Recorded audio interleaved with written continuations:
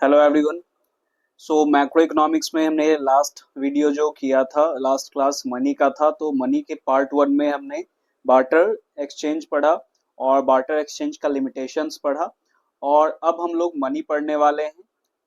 तो मनी के फंक्शंस पढ़ेंगे, क्यों मनी आया, कैसे इवॉल्व हुआ, ये पढ़ेंगे। और मनी सप्लाई एक छोटा सा टॉपिक है। तो स्टार्ट करते हैं हम लोग। देखो, तो लास्ट क्लास में हमने पढ़ा क्या कि बार्टर सिस्टम का लिमिटेशंस के वजह से मॉनेटरी सिस्टम आया। तो कोई भी नया सिस्टम जब आता है, कोई भी नया चीज जब आता है, तो पुराने जो भी फंक्शंस होते हैं या सिस्टम्स होते हैं उनमें कहीं ना कहीं कोई प्रॉब्लम होता है, इसके वजह से आता है।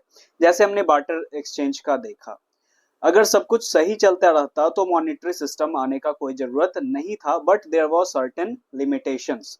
सो इवोल्यूशन ऑफ मनी, तो स्टार्टिंग में तो बार्टर था, है ना, बार्टर हुआ, दैट इज कमोडिटी मनी का यूज हुआ होता था। कमोडिटी मनी का मतलब यहाँ पे क्या हुआ, कमोडिटी का मनी का मतलब वही कमोडिटी टू कमोडिटी। अगर हमें कोई भी गुड्स और सर्विसेज लेने हैं तो हमें कोई उसके बदले में गुड्स और सर्विसेज देने होंगे। तो वो तो बार्टर सिस्टम में हमारा था ही। उसके बाद जैसे जैसे हमारा इवॉल्व हुआ तो गोल्ड का इस्तेमाल होने लगा, है ना, गोल्ड का इस्तेमाल होने लगा, गोल्ड का इस्तेमाल, और ये हमारा मेटेलिक मनी में आ गया। तो मेटेलिक मनी में क्या क्या था, तो money, commodity money was replaced by metallic money with growth of human civilization. The medium of exchange were metals, particularly gold and silver. But after 1930s, use of metallic money was discarded. 1930s के बाद metallic money का use discard कर दिया गया. Their supply was limited. Government had to maintain 100% gold reserve. तो government को 100% gold reserve करके रखने होते थे, इसीलिए उसका मनी में इस्तेमाल नहीं होता था। फिर difficulty in handling large transaction, बड़े बड़े ट्रांजैक्शन को डील करने में मेटेलिक मनी में भी, यहाँ पे गोल्ड और सिल्वर में भी डील करने में प्रॉब्लम आ रहा था। और lack of safety during transportation, transportation में वो गोल्ड और सिल्वर जो ये मेटल्स थे, इस ये काफी अनसेफ एक तरीके से थे। और इसके वजह से फिर मेटेलिक मनी कुछ समय के बाद फिर बंद हुआ और फिर पेपर मनी आया। तो due to, it was due to inconvenience use of gold and silver, that invention of paper money facilitated huge transactions requiring the use of money. Paper money is regulated and controlled by RBI in India. तो India में RBI के द्वारा ही paper money control होता है ना। तो paper money का कुछ एग्जांपल्स आप यहाँ पे देख रहे हैं। तो पेपर मनी काफी कन्वीनियंट हुआ in comparison to metallic money. और आज के डेट में जैसे जैसे ये इवॉल्व हो रहा है मनी, तो मनी आज के डेट में बैंक और क्रेडिट मनी का भी रूप ले लिया है। तो बैंक और credit money was invented to make transactions convenient based on trust and consent between buyers and sellers. तो बायर्स एंड सेलर्स के बीच में अब ये होता है मनी, ठीक है, यानी कि मनी के जैसा ट्रीट होता है। भले ही ये इशू नहीं किया जा रहा है आरबीआई के द्वारा, बट कहीं ना कहीं ऑथराइज्ड है ये भी किसी न किसी एक्ट से। तो यहाँ पे एक एक्ट होता है नेगोशिएबल इंस्ट्रूमेंट एक्ट, उसके अकॉर्डिंग अब जैसे यहाँ पे people started using credit money, credit money जैसे कि चेक हो गया, ड्राफ्ट हो गया, ये सभी बैंक और क्रेडिट मनी में आ जाता है आपका। फिर उसी के साथ इवॉल्व हुआ plastic money. Plastic money in form of credit card and debit card is also used as medium of exchange. आज के डेट में डेबिट और क्रेडिट कार्ड का भी इस्तेमाल हो रहा है। It reduces risk, it is easy to handle and commodity accepted in payment. अब यहाँ पे काफी हमारा आसान होता है, आसानी होता है, हमें कोई भी गुड्स और सर्विसेज अगर लेने होते हैं तो पेमेंट का मोड काफी बढ़ चुका है। आप आज के डेट में देखोगे अधिकतर ट्रांजेक्शन्स तो बैंक के ट्रांजेक्शन्स होते हैं, कैश में लोग अब ट्रांजेक्शन्स करना बहुत ही कम कर रहे हैं, है ना। नेक्स्ट है डिजिटल मनी, और कुछ इवॉल्व हुआ नए तरह का यहाँ पे money. Digital money also known as electronic money और e money refers to any form of currency that exists purely in electronic form. अब इसका एक नया एग्जांपल आपका है क्रिप्टो करेंसी। तो क्रिप्टो करेंसी में बिटकॉइन हो गया, डॉज कॉइन हो गया, ये सभी चीजें आ गई। तो मनी का फॉर्म चेंज हो रहा है, काम एक ही है, फंक्शन हमेशा एक ही रहेगा, बट यहाँ पे उसका फॉर्म चेंज हो रहा है। जैसे आपने बार्टर में देखा, बार्टर के बाद आपका क्या आया, गोल्ड, गोल्ड में फिर उसके बाद मेटालिक मनी, मेटालिक मनी से भी फिर आपका बैंक और क्रेडिट मनी, फिर उसमें प्लास्टिक मनी आ गया, है ना। और आज के डेट में डिजिटल मनी आपका यूज हो रहा है। अब जैसे थोड़ा सा हम लोग आ जाते हैं कि मनी का डेफिनेशन पे या उसके मीनिंग पे। तो money, in the words of walker, money is what money does, ये बहुत ही फेमस डेफिनेशन है। Money is what money does, इसका मतलब क्या हो जाता है, मनी वही है जो मनी करता है। करता का मतलब यहाँ पे क्या हो गया कि जो फंक्शन मनी परफॉर्म करता है वही, उसी को हम मनी कहेंगे। Money is anything which is commonly accepted as a medium of exchange, a unit of value, store of value and means of standard of deferred payment। तो ये सभी functions को mix कर दिया गया और इसके definition को लिया गया। In other words, money is anything which can overcome the difficulties of barter exchange। एक और यहाँ पे definition आया कि money वो सब कुछ है जो barter exchange के difficulties को ओवरकम किया, है ना, उसके डिफिकल्टीज को, उसके लिमिटेशंस को पूरा किया। अब हम लोग आ जाते हैं फंक्शंस ऑफ मनी। जैसे money is what money does बोला गया, तो आखिर उसके फंक्शंस क्या हैं? तो मेनली मनी के दो फंक्शंस हैं, primary function and secondary function, और ये रिसेंटली कंटिंजेंट फंक्शंस भी एड ऑन हो चुका है। तो वैसे आपको अगर ट्वेल्थ लेवल के लिए पढ़ना है तो ट्वेल्थ लेवल में आपका ये प्राइमरी और सेकेंडरी फंक्शन से ही काम चल जाएगा।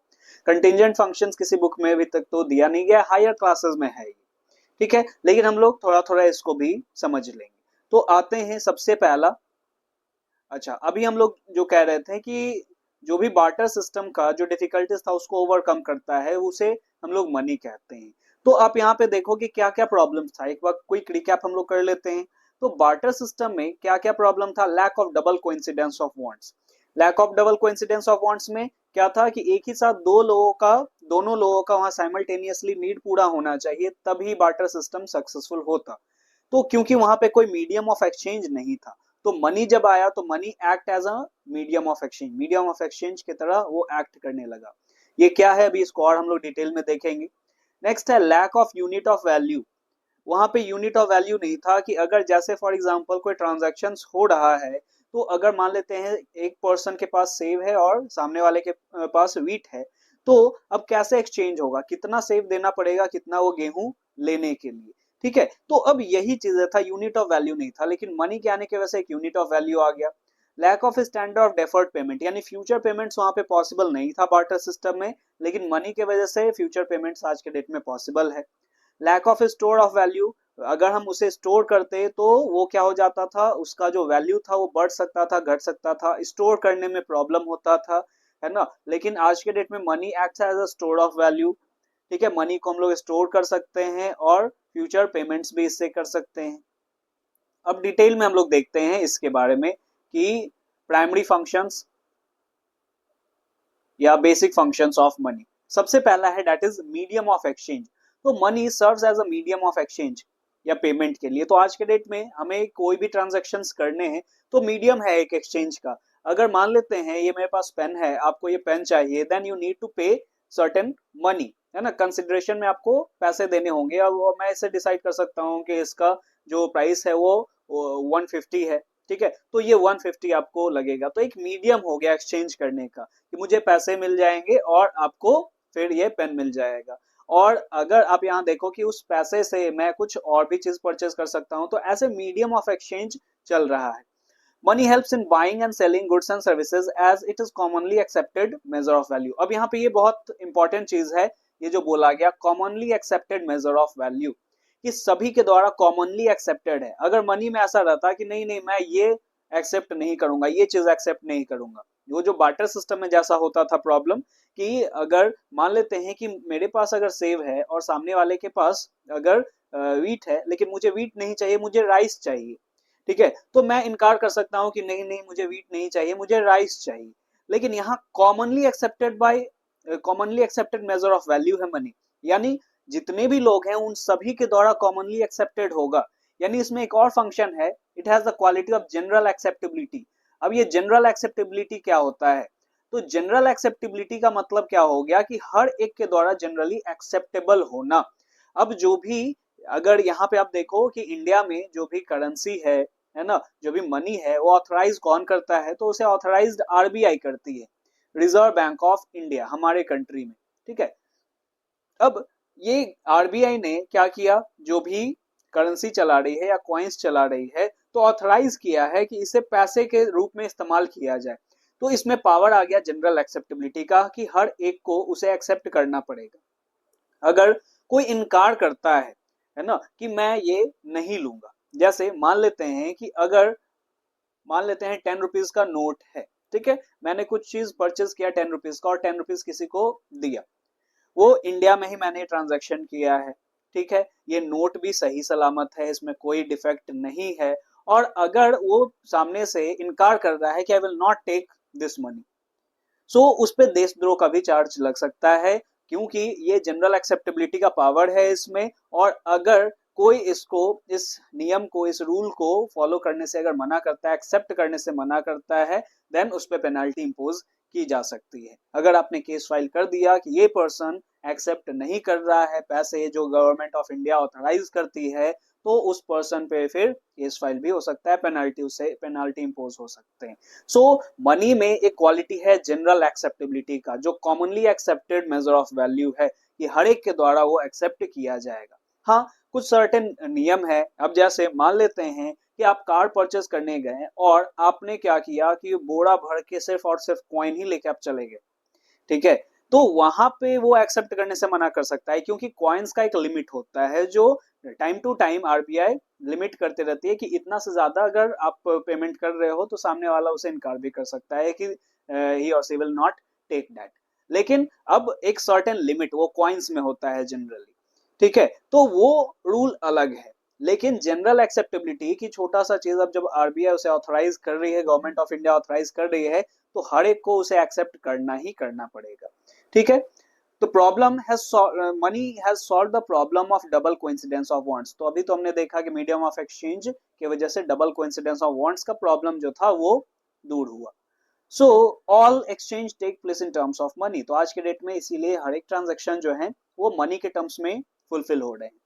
सेकेंड जो फंक्शन है that is major of value. Major of value का मतलब या यूनिट ऑफ वैल्यू का मतलब क्या हो गया, कि अब पहले बहुत प्रॉब्लम होता था कि अगर कोई सामान अगर हम एक्सचेंज ही कर रहे हैं बार्टर सिस्टम में, तो कितना सामान देना पड़ेगा कितने सामान लेने के बदले में। तो अब यहाँ पे कोई कॉमन मेजर ऑफ वैल्यू नहीं था, लेकिन अब मनी के आने की वजह से एक कॉमन मेजर ऑफ वैल्यू हो गया, जिसके अकॉर्डिंग हर एक चीज को हम मेजर कर सकते हैं एक कॉमन यूनिट में। Money is a unit of account और it has unit of value. It is a unit of account in terms of which the value of goods and services measured and expressed। हर एक goods और services को आज के date में हम लोग money के टर्म्स में मेजर कर सकते हैं, ठीक है, मनी के टर्म्स में मेजर कर सकते हैं। चाहे हम ये पेन का बात कर लें, चाहे ये माइक का बात कर लें, है ना, चाहे ये शर्ट का बात कर लें, चाहे ये चश्मे का बात कर लें, हर एक गुड्स या फिर सर्विसेज को हम लोग क्या कर सकते हैं, मनी के टर्म्स में मेजर कर सकते हैं या एक्सप्रेस कर सकते हैं। The value of each goods and services is expressed as its price. This function makes possible of keeping business accounts। इसमें बिजनेस अकाउंट यानी कि अब अकाउंटिंग करना आसान हो गया, जो कि बार्टर सिस्टम में अकाउंटिंग करना आसान नहीं था, अकाउंटिंग हो ही नहीं सकता था। नेक्स्ट आ जाते हैं secondary functions of money. Standard of deferred payment. Standard of deferred payment का मतलब क्या हो गया, तो डेफर्ड पेमेंट का मतलब क्या हो जाता है, फ्यूचर ट्रांजैक्शंस, फ्यूचर पेमेंट्स।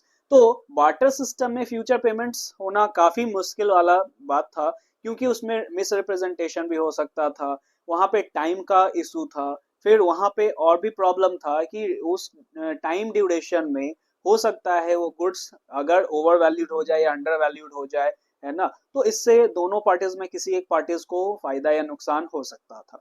लेकिन डेफर्ड पेमेंट मनी जब से आया है, तो मनी के वजह से डेफर्ड पेमेंट काफी आसान हो गया, और इसके वजह से बैंक्स भी स्टैब्लिश्ड हुए। मनी के आने के वजह से ही बैंक स्टैब्लिश्ड हुए, जिसमें बोरोइंग, है ना, या लेंडिंग, ये सभी चीजों का जो फंक्शन है, फीचर्स है, वो एड ऑन हो गया। तो deferred payment refers to payment made in future. Money as a standard deferred payment has facilitated market transactions of buying, selling, borrowing.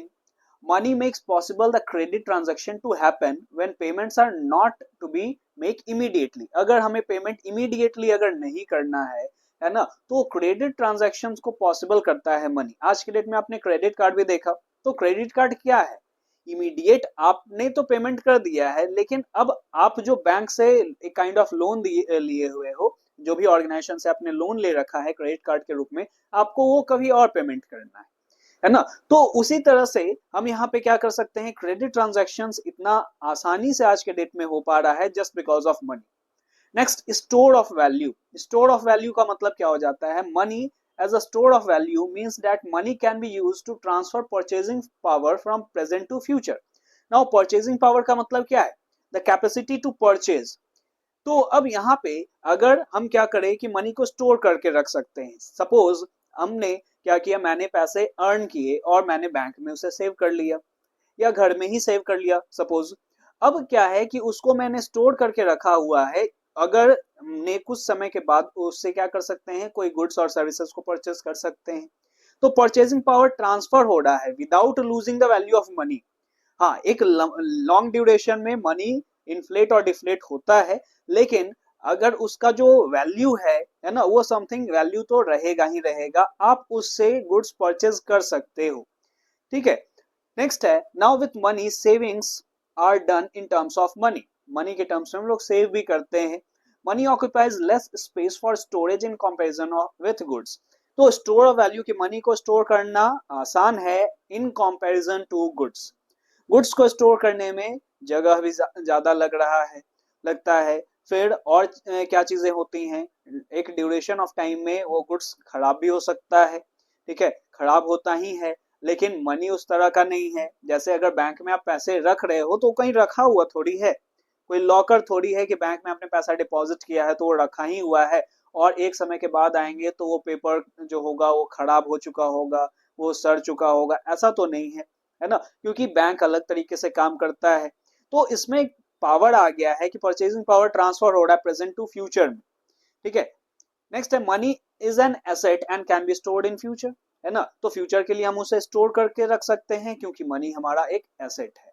और इसमें डिटोरिएशन लॉन्ग ड्यूरेशन में और बहुत अलग अलग चीजों की वजह से आता है। डिटोरिएशन तो आएगा इन्फ्लेशन और डिफ्लेशन की वजह से उसके वैल्यू में। नेक्स्ट है कंटिजेंट फंक्शन। कुछ और फंक्शन जिसको इंसिडेंटल फंक्शंस भी कहा जाता है। इसमें क्या है, फैसिलिटेटिंग डिस्ट्रीब्यूशन ऑफ इनकम। तो money helps in smooth and efficient distribution of income among different people and sectors of the economy. अब इकोनॉमी के अलग अलग सेक्टर्स हैं। जैसे अगर आपने फैक्टर्स ऑफ प्रोडक्शन ही पढ़ा होगा, जो मैंने लास्ट वीडियो में या लास्ट चैप्टर में पढ़ाया था, सर्कुलर फ्लो ऑफ इनकम में, तो उसमें मैंने आपको बताया था कि फैक्टर्स ऑफ प्रोडक्शन होते हैं कुछ। जैसे 4 फैक्टर्स ऑफ प्रोडक्शन है mainly, land, labour, capital and enterprises. अब इन्हीं में क्या हो रहा है कि डिस्ट्रीब्यूट हो रहा है इनकम। लैंड के बदले में रेंट, है ना, फिर लेबर के बदले में क्या हो रहा है, तो सैलरी। फिर उसके बाद अगर हम लोग देखें कैपिटल, तो उसके बदले में इंटरेस्ट, और इंटरप्राइजेस या एंटरप्रेन्योरशिप के बदले में प्रॉफिट। तो ये 4 थे। तो यहाँ पे मनी के वजह से डिस्ट्रीब्यूशन ऑफ इनकम जो इन सभी फैक्टर्स ऑफ प्रोडक्शन में हो रहा है, या सेक्टर्स ऑफ इकोनॉमी कह लें, जैसे अगर हम लोग फर्म कह लें या फिर हाउस होल्ड कह लें, तो इसमें आसानी से डिस्ट्रीब्यूट हो पा रहा है मनी के वजह से। नेक्स्ट है मैक्सिमाइजेशन ऑफ यूटिलिटी। तो एक माइक्रो इकोनॉमिक्स में एक चैप्टर है दैट इज कंज्यूमर्स इक्विलिब्रियम। तो कंज्यूमर्स इक्विलिब्रियम में कॉन्सेप्ट आता है टोटल यूटिलिटी, मार्जिनल यूटिलिटी का। ठीक है। तो यूटिलिटी का मतलब जनरली क्या हो जाता है, जिससे हमारा जो want satisfying power of a commodity that is known as utility, कि एक यूटिलिटी में कितना क्षमता है जो हमारे वांट्स को सेटिस्फाई कर सके, दैट इज यूटिलिटी। अगर सिंपल टर्म्स में आप उसे सेटिस्फैक्शन भी कह सकते हो। तो जनरली सेटिस्फैक्शन को यूटिल्स में मेजर किया जाता है, लेकिन यूटिल्स वैरी हो सकता है। इसीलिए एक नया टर्म्स भी आया था कि मनी के टर्म्स में भी हम लोग क्या कर सकते हैं, यूटिलिटी को मेजर कर सकते हैं। तो उसमें एक था कि MUM, marginal utility of money. तो मनी के टर्म्स में हम लोग यूटिलिटी को मेजर कर सकते हैं आज के डेट में। ठीक है। अब जैसे मान लेते हैं कि ये पेन कितने का है, तो सपोज ये पेन मान लेते हैं 200 रुपीज का है। तो ये 200, अगर हम इससे जो सेटिस्फैक्शन मुझे मिल रहा है उसे अगर मनी के टर्म्स में अगर मेजर कर दूं मैं, तो दैट इज 200 यूनिट्स, है ना। तो मार्जिनल यूटिलिटी ऑफ मनी क्या हो गया, 200 हो गया। तो इसी तरह से मैक्सिमाइजेशन ऑफ यूटिलिटी, यूटिलिटी को मैक्सिमाइज हम लोग मनी के टर्म्स में भी कर सकते हैं। आज के डेट में सेटिस्फैक्शन को मेजर करना मनी के थ्रू भी पॉसिबल है। नेक्स्ट है फैसिलिटेटिंग सेविंग एंड इन्वेस्टमेंट। तो मनी की वजह से हम लोग सेविंग कर सकते हैं, है ना, कि पहले के टाइम में सेव करना पॉसिबल नहीं था, लेकिन आज के डेट में मनी के अकॉर्डिंग हम लोग सेव कर सकते हैं, और हम लोग इन्वेस्ट भी कर सकते हैं जिससे हमें फ्यूचर में ज्यादा से ज्यादा रिटर्न मिले, है ना। तो इन्वेस्टमेंट से हमें ये भी फायदा हो सकता है। Next, facilitating credit creation. तो क्रेडिट क्रिएशन को फैसिलिटेट कर रहा है। अब ये क्रेडिट क्रिएशन क्या होता है, तो इसको डिटेल में हम लोग बैंकिंग वाले चैप्टर में करेंगे कि बैंक कैसे क्रेडिट क्रिएट करता है। छोटा सा एग्जांपल आप इसका बस समझ लें कि अगर मैंने 100 रुपीज अगर बैंक में डिपॉजिट किया है, तो बैंक में वो 100 का वो 500 बना सकता है ना। वो क्या कर रहा है कि बैंक कैसे पैसे को क्या कर रहा है, स्टोर कर रहा है ना। तो अब स्टोर नहीं कर रहा है बैंक, अब जैसे आपने और या हमने बैंक में पैसा डिपॉजिट किया, तो बैंक क्या करता है, उसका कुछ पार्ट रिजर्व रख लेता है और जो बाकी बचा हुआ है उसको लोन प्रोवाइड कर देता है। अब वो लोन किसी को दिया तो बैंक अकाउंट में ही देता है। अब वो बैंक अकाउंट से पैसा निकाला और किसी ना किसी को पेमेंट करेगा, तो वो फिर से फिर बैंक में ही आ गया।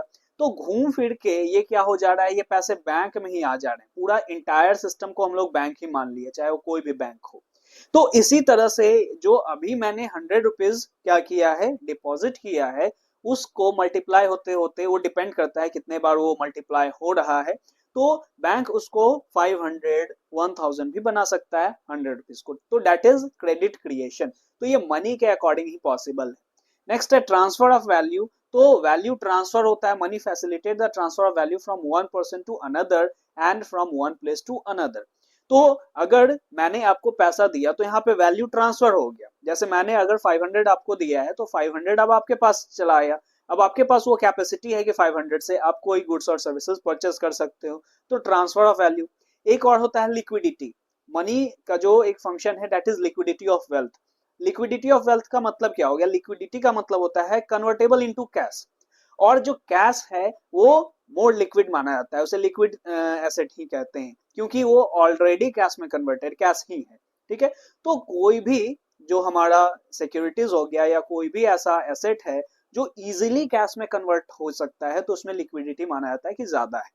ठीक है, तो लिक्विडिटी ऑफ वेल्थ, तो मनी में ये फंक्शन है कि वो लिक्विडिटी उसमें होता है, यानी कैश में आसानी से वो कन्वर्ट हो सकता है। हर एक कैश ही सिर्फ मनी नहीं है। अब आपको ये समझ में आ गया होगा क्योंकि हमने काफी चीजें देखी हैं एग्जांपल्स में भी। अब आते हैं बहुत important topic, that is money supply. ऐसे तो ये छोटा सा टॉपिक है, लेकिन काफी इंपॉर्टेंट टॉपिक है ये। तो मनी सप्लाई आखिर किसे कहते हैं, तो money supply refers to total volume of money held by public. कि जितना भी जो पैसा है पब्लिक के द्वारा एक at a particular point of time, एक पर्टिकुलर पॉइंट ऑफ टाइम जो है इकोनॉमी में, वो लोगों के पास, पब्लिक के पास जितने भी पैसे हैं, है ना, मनी है, उन सभी को मनी सप्लाई कहते हैं। In other words, money supply refers to total stock of money in circulation in an economy at a given point of time. एक पर्टिकुलर पॉइंट ऑफ टाइम एक इकोनॉमी में कितना मनी जो है वो सर्कुलेशन में है, कितना मनी आरबीआई ने सर्कुलेट किया हुआ है, उसी को मनी सप्लाई कहा जाता है। इसके दो कंपोनेंट्स हैं, एक है करेंसी हेल्ड बाय पब्लिक, तो करेंसी में कॉइन्स और पेपर करेंसी आ गया, ये दोनों का बात किया जा रहा है, private individuals and business firms, है ना, यानी फर्म्स एंड हाउस होल्ड दोनों का बात किया जा रहा है। तो इसमें क्या क्या आ गया, कॉइन्स आ गया, जितने भी तरह के कॉइन्स हैं जो हमारे फाइनेंस मिनिस्ट्री या फिर आरबीआई के द्वारा इशू किया गया है, और पेपर करेंसी आ गया। Next is demand deposit. ऐसे डिपॉजिट जो होता है उसका मतलब क्या होता है, जो भी पब्लिक है वो बैंक में पैसे जो डिपॉजिट कर रहा है उसे डिपॉजिट कहते हैं। तो वो दो तरह का होता है, एक डिमांड डिपॉजिट होता है और एक टाइम डिपॉजिट होता है। ठीक है, तो अभी तो फिलहाल आपको डिमांड डिपॉजिट ही पढ़ना है, लेकिन कुछ और टॉपिक्स हैं मैं अभी ही कवर कर दूंगा, छोटा छोटा टॉपिक है, ज्यादा समय नहीं लगेगा। तो डिपॉजिट्स में दो आ गए, एक डिमांड डिपॉजिट एंड एक टाइम डिपॉजिट। तो डिमांड डिपॉजिट का मतलब क्या हो जाता है और टाइम डिपॉजिट का मतलब क्या है। तो देखो, जैसे हम लोग बैंक में पैसे जमा करते हैं और अगर हम जब चाहें उस पैसे को निकाल सकते हैं, अकॉर्डिंग टू आवर डिमांड हम जब चाहें उस पैसे को निकाल सकते हैं, तो वो सब डिपॉजिट डिमांड डिपॉजिट कहला गया।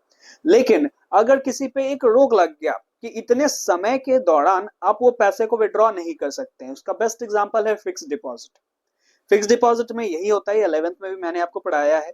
ठीक है, बैंकिंग ये सर्विसेज में, बिजनेस सर्विसेज में बैंकिंग वाले टॉपिक में मैंने आपको बताया था।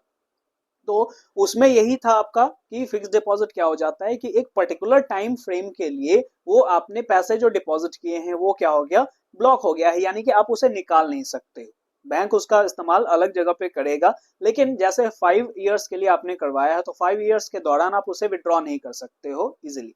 अगर आप विड्रॉ करोगे तो जो इंटरेस्ट आपको मिलना चाहिए या जो वादा किया गया था वो नहीं मिलेगा और आपसे सर्टेन चार्जेस काटा जाएगा, क्योंकि आपने रूल ब्रेक कर दिया है ना, आप वो ड्यूरेशन के पहले आपने पैसे विड्रॉ कर लिए। ठीक है, तो ये दो तरह का डिपॉजिट। अभी डिमांड डिपॉजिट के बारे में हम लोग देखते हैं। तो डिमांड डिपॉजिट में बैंक में जो पैसे हैं जो आप अपनी मर्जी से जब भी चाहो आप निकाल सकते हो, डेट इज डिमांड डिपॉजिट। ठीक है, तो चेक से नहीं आप विड्रॉ कर सकते हो। आज के डेट में तो एटीएम भी आ गया है, तो उसके अकॉर्डिंग भी विड्रॉ आप कर सकते हो। तो ये डिमांड डिपॉजिट में आ गया। Next, features of money supply. आखिर क्या क्या है फीचर्स मनी सप्लाई के? तो it includes money held by public only. Public के द्वारा ही जो जितने भी पैसे हैं उन सभी को यहाँ पे क्या बोला जा रहा है? मनी सप्लाई बोला जा रहा है। The term public signifies money using sector, that is individual and business firm. तो यहाँ पे ये भी है कि पब्लिक का मतलब क्या हो गया? तो पब्लिक में या इंडिविजुअल और बिजनेस फर्म दोनों आ गए, यानी हाउस होल्ड और फर्म दोनों का बात किया जा रहा है। ठीक है, it does not include money creating sector. तो मनी क्रिएटिंग सेक्टर को इंक्लूड नहीं करता है, that is government and banking system. तो गवर्नमेंट और बैंक को ये इंक्लूड नहीं करेगा, सिर्फ इंडिविजुअल और बिजनेस फर्म को इंक्लूड कर रहा है। It is a stock concept. तो सर्कुलर फ्लो ऑफ इनकम वाले चैप्टर में मैंने आपको स्टॉक कॉन्सेप्ट और फ्लो कॉन्सेप्ट दोनों बताया था। तो स्टॉक कॉन्सेप्ट का मतलब क्या होता है? ऐसा variable which is measured during a particular point of time. ठीक है, तो concern with a particular point of time. तो एक पर्टिकुलर पॉइंट ऑफ टाइम को जब मेजर हम करते हैं कोई चीजों को, तो उसे स्टॉक कॉन्सेप्ट कहा जाता है। और during a period of time कहते हैं तो वो फ्लो कॉन्सेप्ट था। तो यहाँ स्टॉक कॉन्सेप्ट, क्योंकि इसमें आपने देखा क्या, आप देखो कि इसमें इसके मीनिंग में लिखा हुआ है कि held by public at a particular point of time. तो एक पर्टिकुलर पॉइंट ऑफ टाइम के ही अंदर में यहाँ पे बोला जा रहा है कि एक पर्टिकुलर पॉइंट ऑफ टाइम, एक पर्टिकुलर डेट को लोगों के पास कितना पैसा है, तो इसीलिए इसे स्टॉक कॉन्सेप्ट कहा जाता है। ये बहुत इंपॉर्टेंट है, ये आपसे पूछा जा सकता है एमसीक्यू वाले क्वेश्चन में कि मनी सप्लाई स्टॉक कॉन्सेप्ट है या फ्लो कॉन्सेप्ट है। ठीक है, तो money supply is a stock concept. Why it is a stock concept? Because it is measured with a या on a particular point of time. ठीक है, आगे बढ़ते हैं हम लोग। Measures of money supply. तो ऐसे तो मेजर्स ऑफ मनी सप्लाई में आपको M1 ही पढ़ना है, लेकिन मैं यहाँ पे आपको चारों पढ़ा दूंगा, M2, M3, M4, है ना। तो अगर आपके लिए आगे भी फ्यूचर में भी ये हेल्पफुल होगा, और अगर आप CUT वगैरह दोगे तो हो सकता है CUT वगैरह में ये क्वेश्चंस पूछ दे। अब यहाँ पे या बिहार बोर्ड में तो ये चीजें इंक्लूडेड है ही। Measures of money supply. तो till 1967-68 RBI used only narrow measure of money supply. तो नैरो मेजर क्या होता है और ब्रॉडर मेजर क्या होता है ये भी हम लोग देखेंगे। But since 1977 four alternative measure of money supply have been evolve. तो इसमें क्या क्या है? M1 में क्या आता है? M1 का मतलब क्या है? It is the first basic measure of money supply. It is also known as transaction money, as it can directly used for making transaction. It is a narrow money. तो M1 को narrow money कहा गया। इसमें क्या आएगा? M1 is equals to C plus DD plus OD। क्या है ये? C का मतलब currency and coins with public. तो पब्लिक के पास कितना करेंसी और कॉइन है, ये हो गया C। It consist of paper notes and coins held by public. दूसरा है DD, demand deposits of commercial bank, कि बैंक्स में डिमांड डिपॉजिट कितने जमा है। ठीक है, डिपॉजिट है। और OD, other deposits with RBI, RBI के पास कितने डिपॉजिट्स हैं। तो RBI के पास भी होल्ड किया जाता है, ये आगे हम लोग पढ़ेंगे बैंकिंग वाले टॉपिक में भी। It include deposit held by RBI on behalf of foreign bank and government, public financial institution, World Bank, IMF. However, it does not include deposits of the Indian government and commercial bank with RBI. ठीक है, तो commercial bank का या government का जो deposit है उसको include नहीं कर रहा है। तो किसका ये इंक्लूड कर रहा है? On behalf of foreign bank and foreign government, public financial institution, world bank और IMF। तो ये तीनों को मिला के ये हो गया आपका क्या? M1। ठीक है, इसे नैरो मनी कहा जाता है। ये फॉर्मूला आपको ध्यान में रखना है। ये तीनों आपके ऐसे CBSE में नहीं है, बिहार बोर्ड में है, और आगे फ्यूचर में भी आपको जब BCom BBA आप जब करोगे तो उसमें भी ये टॉपिक रहेगा। Next is M2। M2 को भी नैरो मनी कहा जाता है। इसमें क्या आ गया? तो M1 तो था ही, M1 में जो था वो आ गया इसमें, plus saving deposits with post office saving bank. तो पोस्ट ऑफिस में भी हम लोग सेविंग अकाउंट ओपन करवा सकते हैं और उसमें भी पैसे डिपॉजिट कर सकते हैं। तो पोस्ट ऑफिस के पास जो भी सेविंग डिपॉजिट में पैसे जमा है और plus M1 is known as M2। ठीक है, नेक्स्ट M3। M3 को ब्रॉड मनी कहा गया। ठीक है, अब इसमें क्या क्या है, तो M3 में आ गया M1, M1 तो आएगा ही आएगा। नेक्स्ट है plus net time deposit with commercial bank. तो देखो M1 में सिर्फ और सिर्फ डिमांड डिपॉजिट था कॉमर्शियल बैंक के पास, अब यहाँ नेट टाइम डिपॉजिट आ गया। तो टाइम डिपॉजिट को अभी मैंने आपको बताया कि टाइम डिपॉजिट किसे कहेंगे, है ना, टाइम डिपॉजिट किसे कहेंगे, जो आपका फिक्स डिपॉजिट हो गया एक पर्टिकुलर पीरियड ऑफ टाइम के लिए जो होता है, that is time deposit. M4 भी ब्रॉडर मनी है, ब्रॉडर कॉन्सेप्ट है। अब इसमें क्या क्या आ जाता है, तो M4 में M3 आया, यानी M3 में जो भी चीजें आई वो तो आ गई इसमें, plus total deposit with post office. Post office के पास जितना भी डिपॉजिट है, ऊपर में सिर्फ सेविंग डिपॉजिट के बारे में बात किया गया, लेकिन और भी तरह के यहाँ पे डिपॉजिट होते हैं other than national saving certificate. National saving certificate is a kind of bond और सिक्योरिटी जो कि हम लोग पोस्ट ऑफिस से परचेज कर सकते हैं। तो उसे हटा के बाकी जितने भी डिपॉजिट्स हैं पोस्ट ऑफिस में वो सब इसमें आ जाएंगे।